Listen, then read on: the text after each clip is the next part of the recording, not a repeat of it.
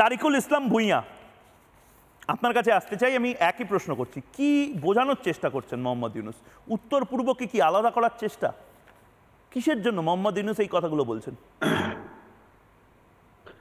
ধন্যবাদ ময়ূক আপনাকে। প্রথমে আমি আপনাকে আজকে ঈদ উল ফিতরের শুভেচ্ছা জানাচ্ছি। আপনাকেও।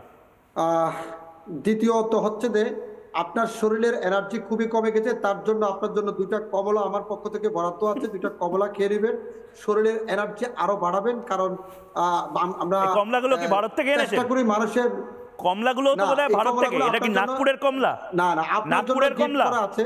এটা নাগপুরের আরএসএস আর নাগপুরের কমলা দুটোই আপনাদের খুব ভয়ের কারণ হচ্ছে এখন। বাংলাদেশে কমলা চাষ হয়, বাংলাদেশে আবার কমলা হয় না, ফরমালিন মুক্ত। দূর, কমলা ভোগই হয় না বাংলাদেশে, আবার কমলা কোথা থেকে এলো? বাদ দিন। আমাকে বলুন উত্তর পূর্ব ভারতকে কি আলাদা করার চেষ্টা হচ্ছে? মোহাম্মদ ইউনূসের এই কথা বলার সাহসটা পেল কোথা থেকে মোহাম্মদ ইউনূস? প্রথম কথা হচ্ছে আপনি আমাকে একটু স্পেস দিতে হবে। যদি স্পেস না দেন তাহলে আমি আপনার সাথে কথাই যেতে পারবো না। প্রথম কথা হচ্ছে যে ডক্টর ইউনূসকে নিয়ে আপনারা যে পরিমাণ ষড়যন্ত্র মেতে উঠেছেন, আপনাদের ষড়যন্ত্র ধুলির সাথে মিশিয়ে দেবো আমরা অল্প কিছুদিনের ভিতরে। দ্বিতীয়ত কথা হচ্ছে যে এই ডক্টর ইউনূস ক্ষমতায় আসার 8 মাস অতিবাহিত হওয়ার পরে লেকচার কম মানুন তো আপনি আমাকে বলুন ভারতবর্ষ কেন রিটালিয়েট করবে না? ভারতবর্ষ, আপনি চায়নায় গিয়ে ভারতের 7 সিস্টারকে আলাদা করে দেওয়ার কথা বলছেন, তারপরে আমরা কি লেমন জুস খাবো? আমি একটু বলি। আরে আপনি একটু কেন, অনেকটা বলেন, কিন্তু আপনি পয়েন্টে বলেন। কি ভেবেছেন? আমি বলছি আপনি আমাকে শেষ করতে দিন। হ্যাঁ, শেষ করুন, কিন্তু বলুন মোহাম্মদ ইউনূস এই কথাগুলো বলছে কি, কিভাবে প্রস্তুত হতে হবে ভারতকে? মোহাম্মদ ইউনূসের সাথে 5টা রাফায়েল উড়িয়ে দেবো? বলতে দিবেন তো ডক্টর, কথা বলতে দিবেন তো? ডক্টর ইউনূসের সাথে বাংলাদেশের 18 কোটি মানুষ আছে প্লাস। আরে দূর, 18 কোটি থাকুক আর 8 কোটি থাকুক, আমাকে বলুন মোহাম্মদ ইউনূসের আবার এই বার্তা বেড়েছে কেন? এত চিরিং-বিরিং করছে কেন মোহাম্মদ ইউনূস? কার দমে? চায়নার দমে? চায়না পাশে থাকবে না?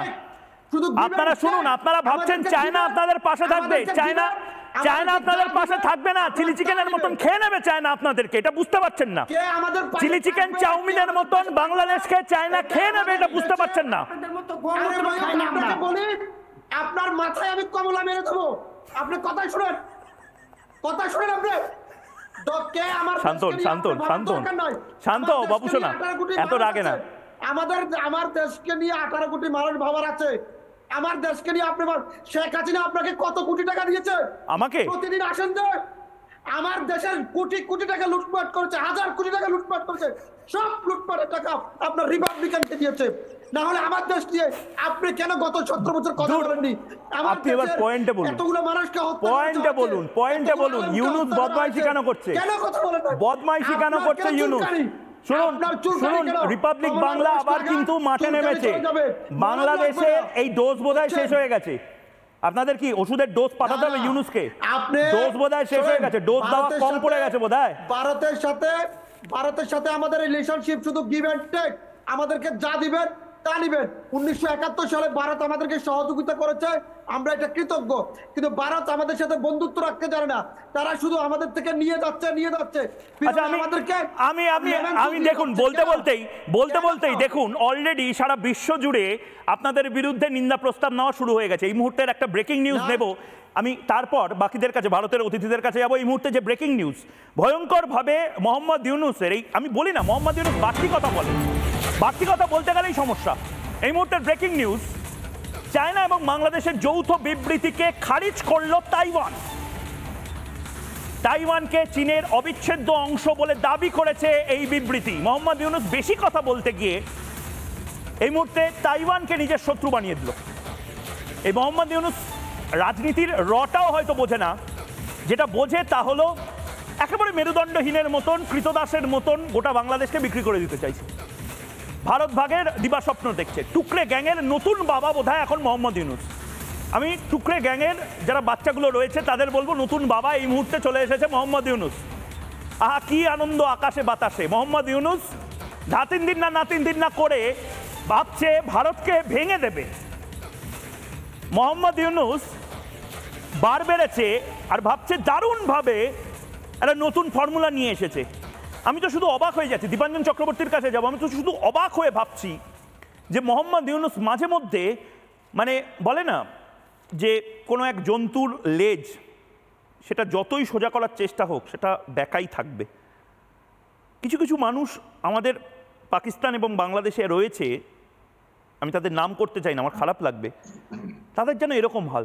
সেভেন সিস্টার নিয়ে বাংলাদেশের সাথে ভারতের সুসম্পর্ক বজায় রাখার চেষ্টা আমরা যখন করছি, তখন সেভেন সিস্টার নিয়ে এরকম একটা ভয়ঙ্কর উস্কানিমূলক বক্তব্য মোহাম্মদ ইউনূস দিল। আপনি কিভাবে দেখছেন এটা, দীপাঞ্জন চক্রবর্তী? দেখো, প্রথমেই আমি একটা কথা বলি, কিছু মনে করো না। সন্ধ্যার প্রাইম টাইম, কোটি কোটি মানুষ দেখছে, কোথা থেকে এইসব তৃতীয় শ্রেণীর লোকজনকে বাংলাদেশ থেকে ধরে আনো, এই নারকেল কুল পার্কেল কুল। আমি বাংলাদেশে বহু লোকের সঙ্গে যোগাযোগ আছে, আমার বহু অ্যাসোসিয়েশনের সঙ্গে আমি রেগুলার কথাবার্তা বলি, রেগুলার মিটিং হয়। আরে দাদা, আপনি তো বয়স্ক রিটায়ার্ড পারসন লোক, শান্ত একটু শান্ত করতে বলো। এই শান্ত, আমি ময়ূর নই। এই শান্ত হয়ে যাও, শান্ত হয়ে যাও। এই নারকেল কুল, শান্ত হয়ে যাও। কেন তোমাকে কমলা লেবু দেখাচ্ছে, তোমাকে এরা কমলা লেবু দেখাচ্ছে। আমি যদি এখন এটাকে বলো শান্ত হতে, তোমাকে কমলা লেবু দেখাচ্ছে তো। আমি যদি এদের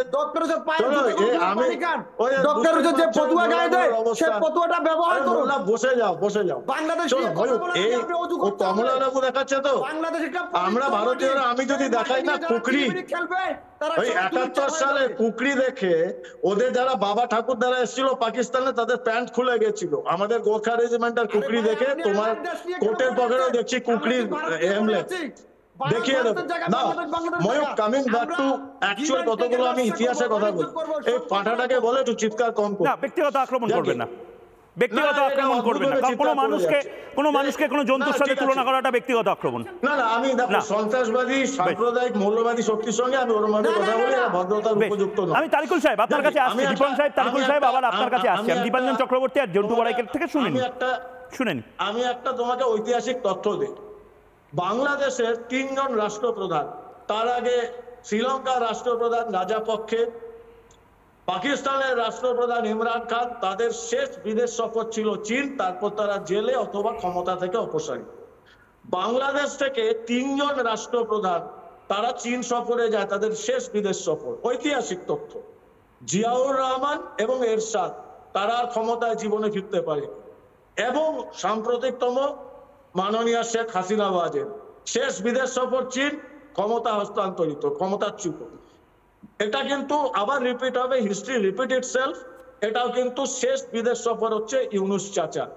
নাও আমি একটা কথা বলি ময়ূর, এই যে তুমি দেখছো চীন কেন হঠাৎ বাংলাদেশে প্রেমে পড়লো?